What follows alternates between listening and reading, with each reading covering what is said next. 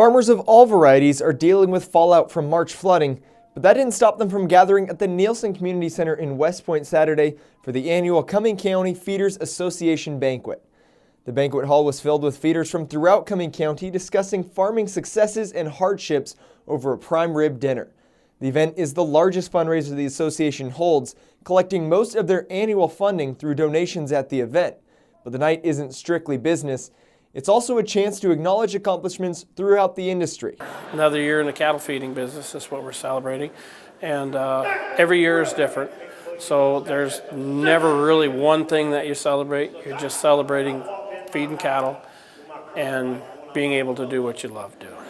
One of the highlights from the dinner was having Governor Pete Ricketts in attendance, taking the opportunity to talk about the latest issues in the legislature and strategies for growing agriculture in Nebraska.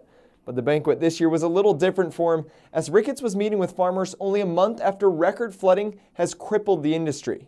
Well, one of the things we've seen is a great resilience from the people of Nebraska, and you saw it in this room here tonight. A lot of the folks that were in this room were impacted by the floods, yet it was that great local community spirit that came together to help neighbor, neighbor helping neighbor.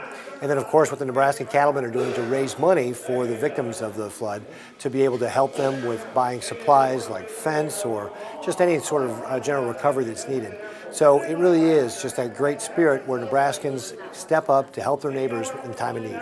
A time of need that is paired with a hefty price tag. I've estimated about a $400 million in overall livestock losses, so that includes beef and everything else.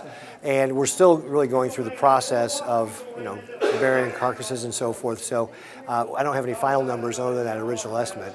But hopefully it's not as bad as that. We'll have to wait and see. Reporting from West Point, I'm Chris Williams, News Channel Nebraska.